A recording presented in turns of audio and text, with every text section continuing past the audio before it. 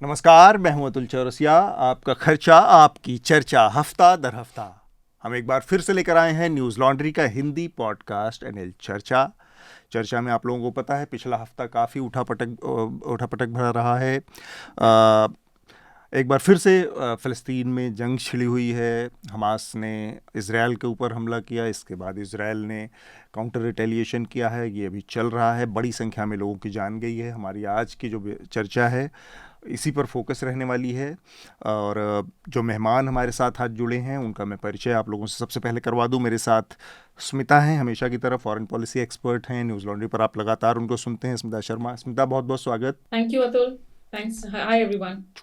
इसके अलावा हमारे साथ आज एक ख़ास मेहमान जुड़ी हैं, आंचल बोहरा। आंचल कॉलमनिस्ट हैं, फॉरेन पॉलिसी के लिए लिखती हैं, पॉलिटिकोस के लिए लिखती हैं। इसके अलावा और भी कई सारे दीगर मीडिया इंस्टीट्यूशन के लिए खबरें और रिपोर्टिंग करती रही हैं। आंचल, आपका भी बहुत बहुत स्वागत। आज आंचल से हम मिडल ईस्ट की जो क्राइसिस है, जो पूरी कंट्रोवर्सी है, उस पर विस्तार से जानने की कोशिश करेंगे। ओआरएफ पर भी इनके कई सारे लेख हैं इस मुद्दे से जुड़े हुए। बहुत बहुत स्वागत है आंचल आपका। Thank you Atul. और साथ में मेरे साथी अवधेश कुमार। अवधेश, आपका भी बहुत बहुत स्वागत चर्चा में। बहुत शुक्रिया। तो जो चर्चा के जो इस हफ्ते की सुर्खियां हैं उसके बारे में अवधेश आप लोगों को बताएं। उससे पहले दो बहुत ज़रूरी सी जानकारियां हैं, जल्दी मैं आप लोगों को बता देता हूं। एक तो आप लोगों को पता है कि न्यूज़ लॉन्ड्री हिंदी का जो पूरा नया सब्सक्रिप्शन प्लान है वो इस समय चल रहा है और उसमें कई सारे बहुत ख़ास स्पेशल ऑफ़र्स इस समय दिए गए हैं। जैसे 3 महीने का जो सब्सक्रिप्शन था पहले 999 रुपये का था, वो 499 रुपये में है। और 6 महीने का जो सब्सक्रिप्शन पहले 1800 रुपये का था, वो 999 रुपये में उपलब्ध है। ये लिमिटेड पीरियड ऑफ़र है हिंदी न्यूज़ लॉन्ड्री के सब्सक्राइबर्स के लिए, तो आप न्यूज़ लॉन्ड्री को सब्सक्राइब करके इसका लाभ उठा सकते हैं। इसके अलावा जो चर्चा आप सुन रहे हैं, बहुत जल्द ये चर्चा पे वॉल के पीछे हो जाएगी, तो इसके लिए भी आपको न्यूज़ लॉन्ड्री को सब्सक्राइब करना पड़ेगा अगर आप चाह रहे हैं आंचल जैसे, स्मिता जैसे और तमाम एक्सपर्ट जो हर हफ्ते चर्चा में आते हैं उनकी तमाम जानकारियों से आपको रूबरू करवाते हैं। इनकी बातें को पूरी तरह से समझना है, मुद्दों को समझना है, तो फिर आपको जिस भी प्लेटफॉर्म पर, जिस भी पॉडकास्ट प्लेटफॉर्म पर आप चर्चा को सुनते हैं वहाँ पर आपको न्यूज़ लॉन्ड्री को सब्सक्राइब करना पड़ेगा। एक और छोटी सी जानकारी है और बहुत अहम जानकारी है, वो ये कि हमारा जो एनुअल इवेंट होता है, सालाना इवेंट द मीडिया रंबल, वो इस बार 21 अक्टूबर को होना है। इंडिया हैबिटेट सेंटर में होगा ये। और बहुत सारे इसमें पैनल्स डिस्कशन हैं, वर्कशॉप है, फिल्मों की स्क्रीनिंग है, नई टेक्नोलॉजी मीडिया से रिलेटेड जो है उसमें देश विदेश के तमाम एक्सपर्ट हिस्सा लेंगे, उनसे आप जानकारियां ले सकते हैं। तो इसके लिए भी आप रजिस्टर करवा सकते हैं। द मीडिया रंबल की वेबसाइट पर जाकर अपना रजिस्ट्रेशन करवाएं। जो न्यूज़ लॉन्ड्री के सब्सक्राइबर हैं उनके लिए एंट्री फ्री है, उनको एक मेल करना होगा। उसके लिए भी आप themediarumble.com की साइट पर जाएँ और वहाँ पर जाकर आपको सब्सक्राइबर्स के लिए एक स्पेशल लिंक मिलेगा, उसके ज़रिए वो अपना रजिस्ट्रेशन करवा सकते हैं। ये दो मुख्तसर सी जानकारी थी जो आप लोगों को देना बहुत ज़रूरी था। जैसा मैंने कहा कि चर्चा बहुत जल्द पेवॉल के पीछे जाने वाली है, तो इसके लिए भी आप लोग तैयार रहें, न्यूज़ लॉन्ड्री को सब्सक्राइब कर लें। जो सुर्खियां हैं अवधेश, आप जल्दी अगर उनकी चर्चा कर दें, फिर हम अपना विषय जो है मुख्य उस पर बातचीत के लिए आगे बढ़ाएंगे। जी, बहुत अहम खबरें हैं इस सप्ताह की, तो मैं जल्दी इनको पढ़ देता हूँ। तो सबसे पहली सुर्खी हमारी, ईडी ने वीवो कंपनी से जुड़े मनी लॉन्ड्रिंग केस में एक चीनी नागरिक समेत 4 लोगों को गिरफ्तार किया। ये गिरफ्तारी 10 अक्टूबर यानी मंगलवार को हुई, prevention of money laundering act के तहत यानी पीएमएलए के तहत। ईडी ने पिछले साल फरवरी में इस मामले में मनी लॉन्ड्रिंग की जांच शुरू की थी। तब ईडी का आरोप था कि वीवो ने भारत में टैक्स बचाने के लिए 62,476 करोड़ रुपए को गैरकानूनी तरीके से चीन में ट्रांसफ़र किया था। ठीक बात। इसके बाद ये गिरफ्तारी हुई है। दूसरी सुर्खी पर आते हैं। पिछले कुछ दिनों पहले दानिश अली पर विवादित टिप्पणी की थी रमेश बिधूड़ी ने। तो दानिश अली पर विवादित टिप्पणी मामले में विशेषाधिकार समिति की बैठक में रमेश बिधूड़ी नहीं पहुंचे। उन्होंने इसके लिए कुछ तय कार्यक्रमों का हवाला दिया और यह जानकारी भी सूत्रों से आई, जैसा कि पहले जब लोकसभा अध्यक्ष के सूत्रों से आई थी। जी बिल्कुल। तो ऐसी अगली सुर्खी है कि इजराइल ने ज़मीनी हमले की तैयारी कर रहा है। और इस मामले में जो है अभी तक दोनों ओर से करीब 3,000 के आसपास लोगों की जो है वो डेथ हो गई है। मेरे जो ख्याल से आज की सब तक का सबसे डेडलीस्ट कॉन्फ्लिक्ट है ये हाँ इजराइल और फिलिस्तीन के बीच में। जी। तो दूसरी सुर्खी भी यहीं से है कि इजराइल का कहना है कि बंधकों की रिहाई तक, जो बंधक बनाए गए हैं हमास की ओर से, उनकी रिहाई तक गाजा को बिजली और ईंधन पानी नहीं दिया जाएगा। बिल्कुल पूरी तरह उस पर रोक कट लगा कर दी दिया गई। गया। जी। इसके अलावा इजरायली डिफेंस फोर्सेस की एक एडवाइजरी आज जारी हुई है। उसमें उन्होंने कहा कि गाजा स्ट्रिप में जो रहने वाले हैं वो वहाँ से निकलकर साउथ गाजा की तरफ हाँ चले बिल्कुल जाएं, खाली करने के लिए बोला। क्योंकि अब वहाँ पर वो ग्राउंड ऑफेंसिव शुरू करने वाली है। ज़मीन पर इजरायली फोर्सेस अब वहाँ पर जांच पड़ताल शुरू करने वाली हैं। और उनका ये कहना है कि ये बड़ी संख्या में जो हमास के मिलिटेंट्स हैं, आतंकवादी हैं, वो घरों में और टनल्स में छुपे हुए हैं और एक तरह से उनका शील्ड बन रहे हैं गाजा के लोग। तो उनको वहाँ से हट जाने को कहा है। और बाद में फिर जब एक बार उनका कहना है कि पूरा एरिया सैनिटाइज हो जाएगा, इसके बाद लोगों को फिर से वापस रहने के लिए अलाउ किया जाएगा। ये अभी इजरायली डिफेंस फोर्स का एक हालांकि एडवाइजरी। संयुक्त राष्ट्र ने उसमें इंटरफेयर किया, बोला कि ऐसा ना किया जाए। तो अगली सुर्खी है बिहार ट्रेन एक्सीडेंट अभी पीछे हुआ, जिसमें एक जुड़वा बच्ची थी, तो उनमें एक बच्ची और उनकी माँ और इनके समेत 4 लोगों की मौत हुई है इसमें एक्सीडेंट में। और जब ये हादसा हुआ तो उस समय 128 किलोमीटर प्रति घंटे से की रफ्तार से वो ट्रेन दौड़ रही थी। तब इमरजेंसी ब्रेक लगाया गया और ये बुधवार रात की घटना है। मणिपुर के राज्यपाल ने वहाँ के नागरिकों से कहा कि धार्मिक स्थलों और विस्थापितों की संपत्ति को नुकसान न पहुँचाया जाए। ऐसी बहुत सारी रिपोर्ट्स हमने बीते दिनों पढ़ी कि वहाँ जो विस्थापित लोग हुए हैं, उनकी जो संपत्ति है, जो उनके घर है, उनमें तोड़फोड़ की गई है, वहाँ से सामान हटाने की कोशिश की गई। इसके बाद ये उनकी टिप्पणी आई है। अगली सुर्खी है दिल्ली हाई कोर्ट ने आईआईटी के फेस्ट में डीयू की छात्राओं के कपड़े बदलते हुए वीडियो बनाने पर स्वतः संज्ञान लिया है। तो ये डीयू के भारतीय कॉलेज के छात्राओं का एक समूह था जो एक फैशन शो के कार्यक्रम में भाग लेने के लिए आईआईटी में आमंत्रित किया गया था। अगली सुर्खी है चुनावी बांड को चुनौती देने वाली याचिकाओं पर सुप्रीम कोर्ट 31 अक्टूबर से सुनवाई करेगा।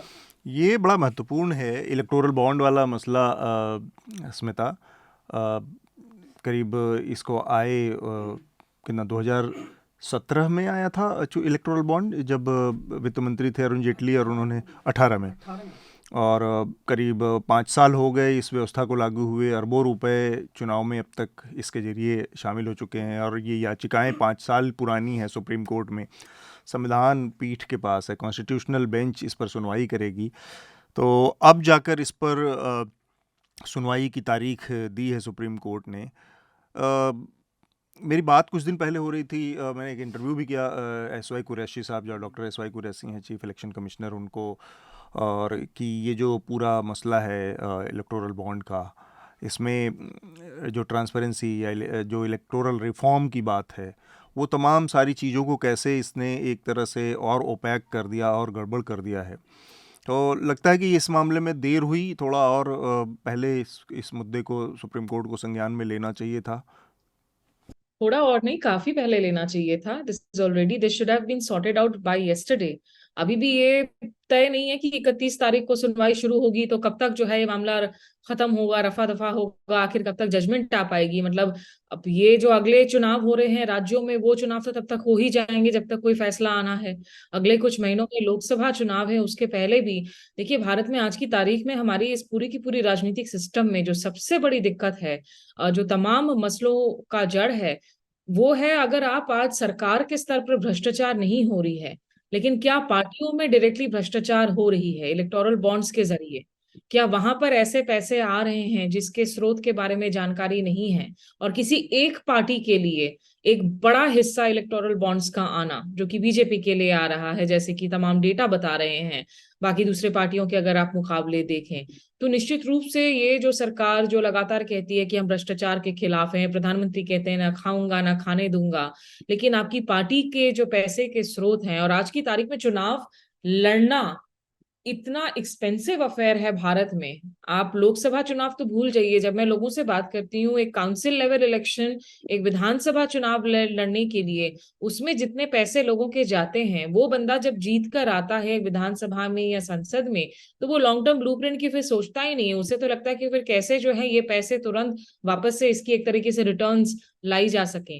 तो ये इंडियन पॉलिटिकल सिस्टम को हम तब तक क्लियर आउट नहीं कर सकते हैं जिस तरह से हमारे the number of criminals in parliament have risen, corruption cases के लोगों की राइज हुई है। आप लगातार अगर डेटाज को देखें, वो CSDS की डेटा हो या दूसरे जो ऑर्गेनाइजेशन है जो काम कर रहे हैं डेमोक्रेटिक रिफॉर्म्स को लेकर, तो अब बस यही उम्मीद करती हूँ कि अब 31 तारीख को शुरू होकर मामला फिर ये ना हो कि लगातार जो है उसमें अडजर्नमेंट्स ही चल रहे हैं, तारीख पर तारीख ही तय की जा रही है, जो काफी सारे मामलों में देखने को मिल रहा है। बिकॉज मुझे लगता है कि आज द सुप्रीम कोर्ट, जहां से बहुत सारे बयान जरूर दिए जाते हैं इन लेक्चर्स, इन स्पीचेस, लेकिन जहां तक कोर्ट के अंदर हो रहे प्रोसीडिंग्स का सवाल है, वहां वो त्वरित एक्शन में, कार्रवाई में जो है वो ट्रांसलेट होता हुआ नजर नहीं आता।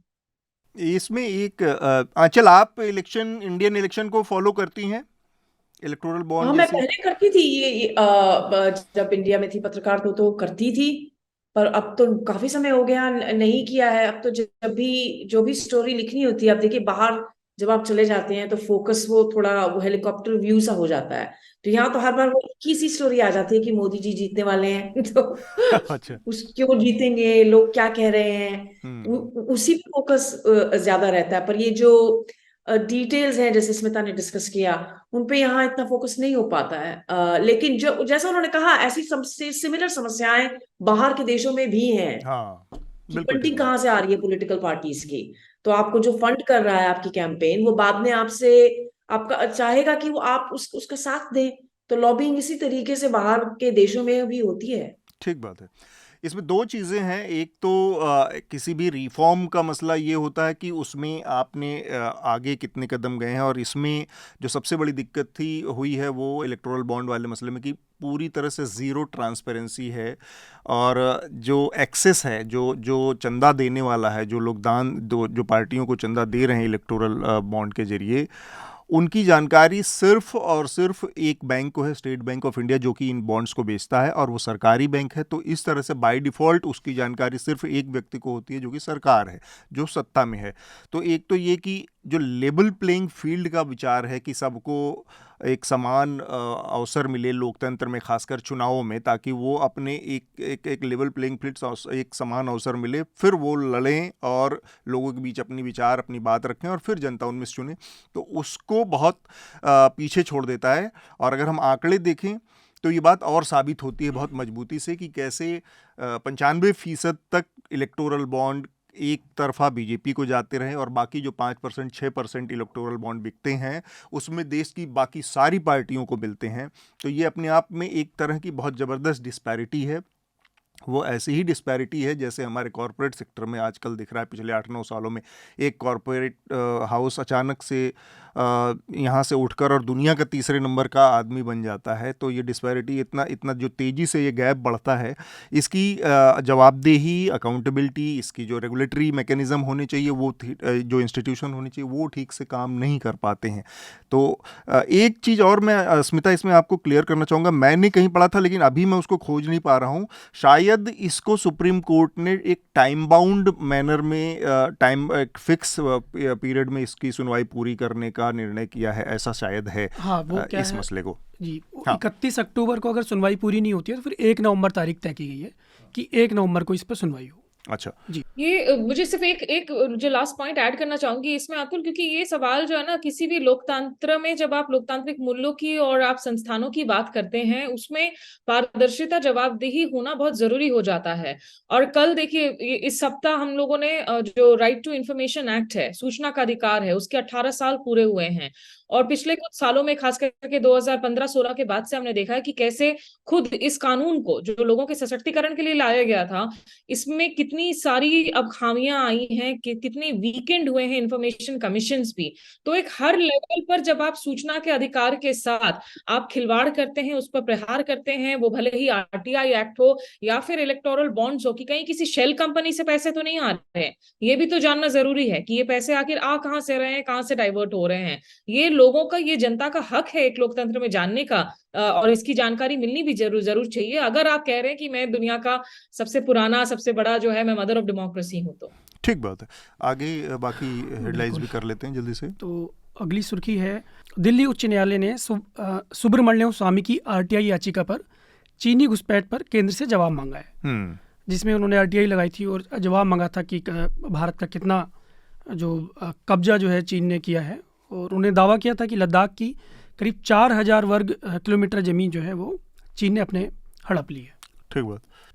5 राज्यों में 7 से 30 नवंबर तक मतदान होगा और 3 दिसंबर को नतीजे आएंगे। ठीक तो बात। मध्य प्रदेश में 17, राजस्थान में 25, छत्तीसगढ़ में 2 चरणों में चुनाव होगा, 17 और 7, मिजोरम में 7 नवंबर को और तेलंगाना में 30 नवंबर को वोट डाले जाएंगे। तो इस पर हम विस्तार से चर्चा करेंगे। वहीं बीते दिनों अफगानिस्तान में 6.3 तीव्रता का भूकंप आया, जिसमें अब तक 2400 लोगों की, उससे ज़्यादा लोगों की मौत हो चुकी है। ठीक बात है। सुप्रीम कोर्ट ने 26 सप्ताह की गर्भ अवस्था को ख़त्म करने पर कहा है कि हम किसी बच्चे को नहीं मार सकते। अगली हमारी खबर है, पठानकोट हमले का मास्टरमाइंड शाहिद लतीफ़ पाकिस्तान की मस्जिद में मारा गया। अज्ञात हमलावरों ने उन पर गोलीबारी की, जिसमें उनकी मौत हो गई। एनआईए ने 6 राज्यों में पीएफआई के खिलाफ छापेमारी की है, जिसमें यूपी, मध्य प्रदेश, राजस्थान, दिल्ली, महाराष्ट्र और तमिलनाडु में छापेमारी की गई। ये जो मसला आप कर रहे थे, सुप्रीम कोर्ट ने जो कहा है कि 26 महीने की प्रेगनेंसी को टर्मिनेट करने का ऑर्डर वो नहीं दे सकती, क्योंकि एक बच्चा है जिसके एक तरह से उसकी हत्या करने जैसा अपराध होगा। और दूसरा, लगे हाथ सुप्रीम कोर्ट ने उस मामले में हॉस्पिटल को और डॉक्टरों को भी काफ़ी लताड़ा है, और उनको इस बात के लिए कि आपने जिस तरह की समस्या है, जिस तरह की स्थिति थी, उसमें समय रहते और अर्जेंसी, जो सेंस ऑफ अर्जेंसी होती है कि इस मामले को कितनी जल्दी निपटना चाहिए, इसके लिए कितनी जल्दबाजी करनी चाहिए, तो उन सब चीज़ों के लिए आगाह नहीं किया पेशेंट को, जिसकी वजह से ये स्थिति बनी।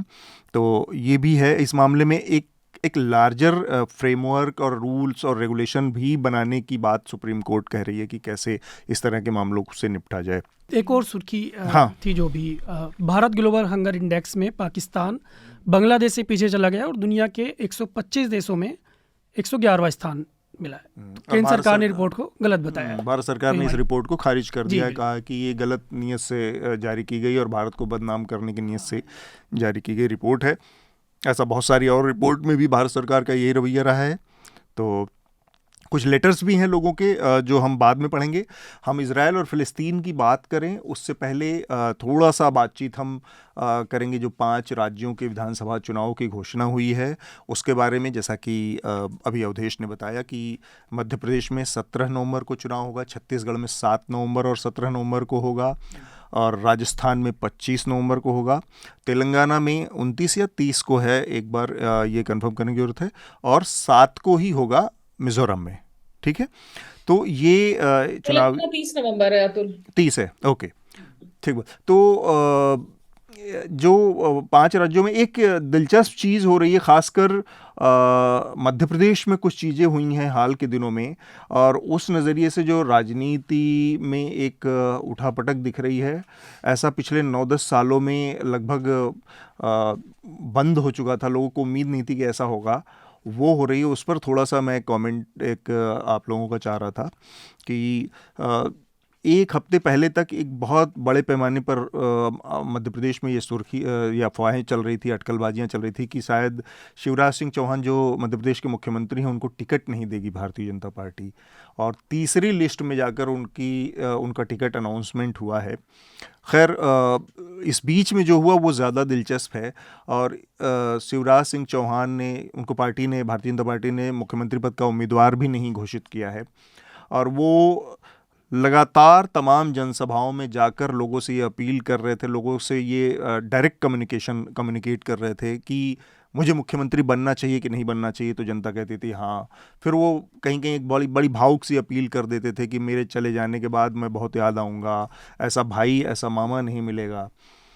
एक जनसभा में उन्होंने ये भी कहा कि मुझे मुख्यमंत्री बनना चाहिए कि नहीं, और फिर नेक्स्ट वाला सवाल बहुत इंटरेस्टिंग था कि प्रधानमंत्री मोदी जी को बनना चाहिए कि नहीं बनना चाहिए। तो एक तरह का प्रेशर टैक्टिक्स अभी तक क्या था, जब से मोदी और शाह की भाजपा जो हमारे सामने आई, जो बहुत ताकतवर बन के, उसमें स्टेट से इस तरह का चैलेंज किसी ने देना, किसी से उम्मीद नहीं की जाती थी कि कोई देगा। पहली बार शिवराज सिंह चौहान, और शिवराज सिंह चौहान की पॉलिटिक्स अगर देखें तो बड़ी दिलचस्प पॉलिटिक्स है। उन्होंने नरेंद्र मोदी से बड़ी लाइन खींची है भारतीय जनता पार्टी में। 4 बार के मुख्यमंत्री हैं वो, 4 इलेक्शन लगातार उनके नेतृत्व में, एक नहीं लेकिन 3 तो उनके नेतृत्व में भारतीय जनता पार्टी जीती है, और 20 साल के करीब, बीच में 11, 15, 16 महीने छोड़ दिए जाए तो लगातार उन्होंने वो मुख्यमंत्री रहे हैं। जबकि अगर नरेंद्र मोदी को देखा जाए तो वो 12 साल मुख्यमंत्री रहने के बाद सीधे 10 साल मुख्यमंत्री रहने के बाद सीधे प्रधानमंत्री पद की रेस में शामिल हो गए। तो एक किस्म का जो अंदर भारतीय जनता पार्टी के जो टकराव या खींचतान है वो पहली बार सतह पर आती दिखी। इस विधानसभा चुनाव में भारतीय जनता पार्टी के नज़रिए से मध्य प्रदेश में, और कमोबेश यही स्थिति वसुंधरा राजे के नज़रिए से राजस्थान में हो गई है, जिसको हम कहते हैं कि भारतीय जनता पार्टी का कांग्रेसीकरण हो गया है। कांग्रेस जिन दिक्कतों से जूझती थी, जिसको हम फैक्शनलिज्म कहते थे, ग्रुपिज्म और अलग अलग गुट बने हुए थे, लड़ाइयाँ चलती थी उनकी, और वो एक दूसरे को हराने का काम करते थे, वो चीज़ आज भारतीय जनता पार्टी की स्टेट यूनिट्स में रैम्पेंट दिख रही है, और चुनाव लड़ा जा रहा है नरेंद्र मोदी के एक चेहरे पर। स्मिता, आपका और अचल, आप लोगों की पहली टिप्पणी इस पर। देखिए, ये जो फैक्शनलिज्म की हम जो बात कर रहे हैं, इसकी झलकियां तो कर्नाटक चुनावों में भी बड़ी साफ नजर आई थी, और कर्नाटक में भी ये बड़ी वजह रही थी, एंटी इनकम्बेंसी फैक्टर के अलावा और स्विंग फैक्टर के अलावा, क्योंकि आपस में जिस तरह से धड़े लड़ रहे थे, आमने सामने थे। शिवराज सिंह चौहान जिस तरीके से अप्रोच कर रहे हैं, देखिए, एक तो यहाँ पर साम दाम दंड भेद सब देखने को मिलेगा आने वाले कुछ दिनों में, और बड़ी इंटरेस्टिंग है कि दरअसल वो कांग्रेस जिन नीतियों के बारे में चर्चा कर रही थी कि ये हम प्रॉमिसेस डालेंगे, वो स्टेज पर जाकर उसकी घोषणा कर देते हैं, क्योंकि वो सरकार में है कि मैं इसको रोल आउट कर रहा हूँ, ऐसी कुछ स्कीमें हो गई हैं, औरतों को पैसे रिलेटेड वगैरह जो हमने देखा है।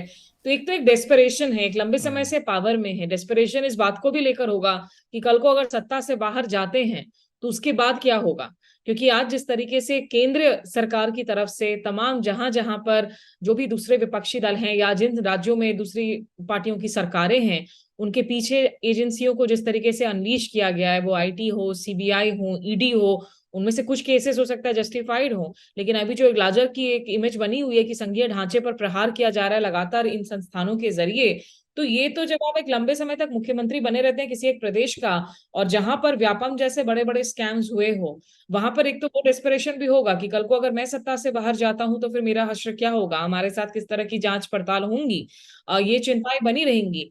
लेकिन ये समहाउ स्टाइल बीजेपी का बहुत ज्यादा देखने को नहीं मिला है कि जो कम से कम दिग्गज नेता हैं उनको आप चुनाव के पहले टिकट काट रहे हो, और जिस बात को लेकर खास करके अगर स्पेकुलेशंस चले प्रेस में, तो वो बात तो कतई नहीं होता। वो आप भले ही जो आप मनोहर लाल खट्टर के खिलाफ आप तमाम प्रोटेस्ट देख लें, बीजेपी की तरफ से उनके खिलाफ कभी कोई एक्शन होता हुआ नजर नहीं आएगा, क्योंकि मुझे लगता है वो स्टाइल नहीं है मिस्टर मोदी और मिस्टर शाह का कि वो एज अ विंडिकेशन नजर आएगा, जो लोग असल में चाह रहे हैं कि ये हेड्स रोल हो।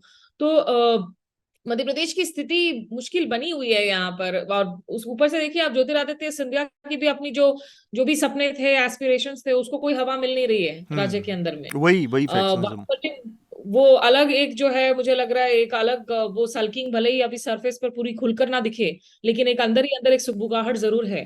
तो और कांग्रेस की तरफ से भी अब ये श्राद्ध का पीरियड खत्म होगा, तब ये लोग अपने टिकट्स वगैरह अनाउंस करना शुरू करेंगे, लेकिन स्थिति तो गड़बड़ है शिवराज सिंह चौहान के लिए। ये कतई आसान स्थिति नहीं है इस वक्त मध्य प्रदेश में। यही बात राजस्थान में कांग्रेस के लिए भी कही जा सकती है, क्योंकि अशोक गहलोत और सचिन पायलट के बीच में जिस तरह की खींचतान और मची हुई थी और जो लड़ाइयाँ थी एक समय पे, अभी लग रहा है कि शायद दोनों के बीच में पार्टी समझौता करवाने में सफल रही है या ऐसा कुछ, लेकिन वो लड़ाई भी सरफेस पर आ सकती है और एक दूसरे को नुकसान पहुंचाती है, ये भी कहा जा रहा है इनके बारे में। लेकिन एक चीज़ जो आप बता रही थी स्मिता, बड़ा दिलचस्प है कि किस तरह से और ये मेरी एक नेता, कांग्रेस के नेता हैं मध्य प्रदेश के, उनसे बात हो रही थी, तो उन्होंने मुझे बताया कि ये लोग जो कांग्रेस पार्टी जिन नीतियों की घोषणा या अनाउंसमेंट कर रही थी, शिवराज सिंह चौहान उससे मिलती जुलती कोई नीति को सीधे लागू करने की घोषणा करते, क्योंकि तब तक मॉडल कोड ऑफ कंडक्ट लागू नहीं हुआ था, तो वो लागू कर दे रहे थे। इस चक्कर में पिछले करीब 30 दिनों में, 22-23 दिनों में कांग्रेस पार्टी ने कोई घोषणा ही नहीं की जब तक मॉडल कोड ऑफ कंडक्ट नहीं आ गया। उन लोगों ने स्ट्रेटेजिकली इसे दूरी बनाई कि ये हवा निकाली जा रही है हर तू उनकी डाल इसकी। डाल में हाँ, पात पात वाला मामला चल रहा है यहाँ पर बड़ी कॉपी लेकिन राजस्थान में ना मुझे एक डिफरेंस नजर आ रहा है अतुल। हालांकि वहां पर बहुत सारे लोग वसुंधरा राजे सिंधिया की बात कर रहे हैं कि वो शायद नाराज हैं। प्रबल चेहरे के तौर पर मैं जिन लोगों से बात कर रही हूँ उनका कहना है कि आप दरअसल उसमें शेखावत को देखेंगे वसुंधरा राजे सिंधिया की जगह, अगर वहां पर बीजेपी की सत्ता बनने में कामयाबी होती है।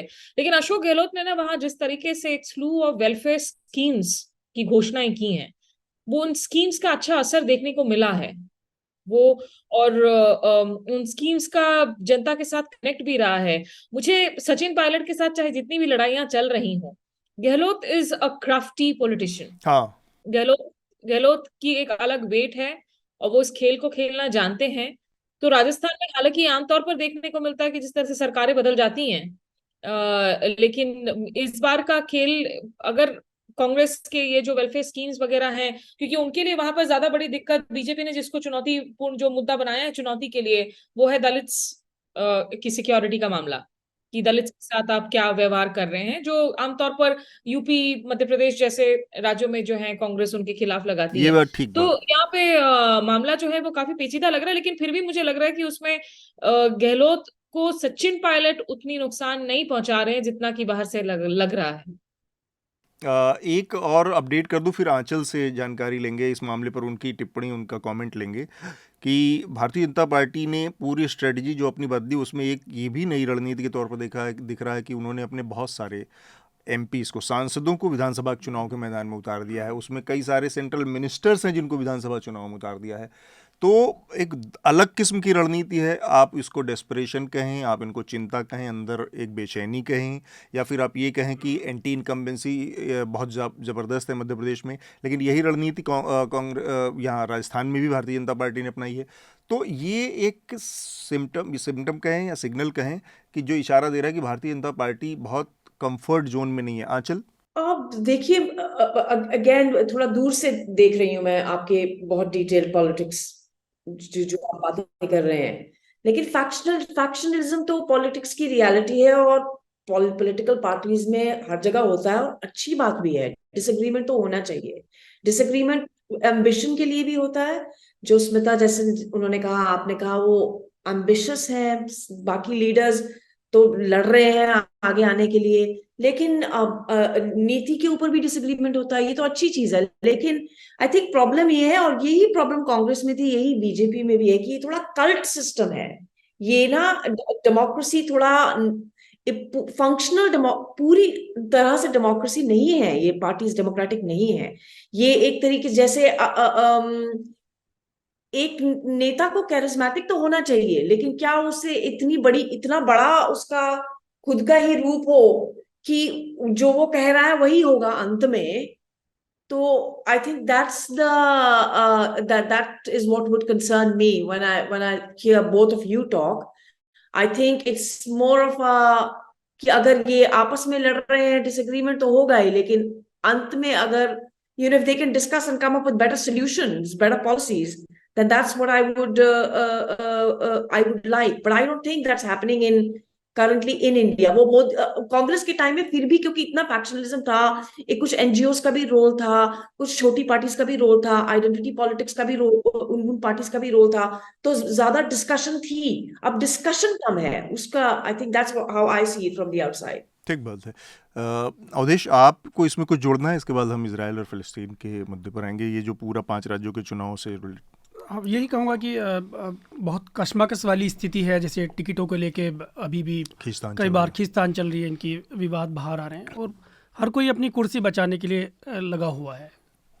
ठीक बात है। तो तेलंगाना मुझे लगता है ज्यादा दिलचस्प रहेगा देखने के लिए अतुल, क्योंकि तेलंगाना में जिस तरीके से जो अभी प्रेडिक्शंस आ रही हैं वो हंग असेंबली की ओर पॉइंट आउट कर रही हैं कि वहां बीआरएस और कांग्रेस के बीच की ये जो लड़ाई है वो क्या रुख लेती है। और आंध्र प्रदेश में क्योंकि चंद्रबाबू नायडू जिस तरीके से गिरफ्तार किए गए हैं, माना जा रहा है कि वहां की सरकार जो है उनके खिलाफ वाईएस राजशेखर वो जिस तरीके से ये एक वेंडेटा पॉलिटिक्स है या इसमें सच्चाई है, उसमें भी काफी सारी सीट्स ऐसी तेलंगाना में भी रहेंगी जो इससे इन्फ्लुएंस होंगी।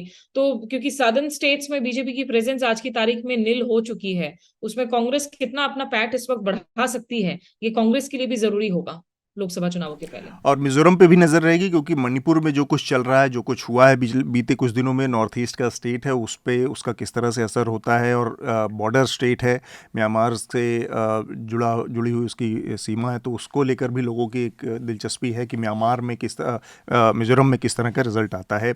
हम अपनी चर्चा को आगे बढ़ाएं उससे पहले हम वीडियो का हिस्सा पॉडकास्ट का यहीं पर रोकेंगे। आप जिस भी प्लेटफॉर्म पे हमारा पॉडकास्ट देखते हैं, वहाँ पर आप इस पूरे पॉडकास्ट को कंटिन्यू सुन सकते हैं। इजराइल और फिलिस्तीन पर बातचीत करने के लिए आप हमारे पॉडकास्ट पे आइए। धन्यवाद।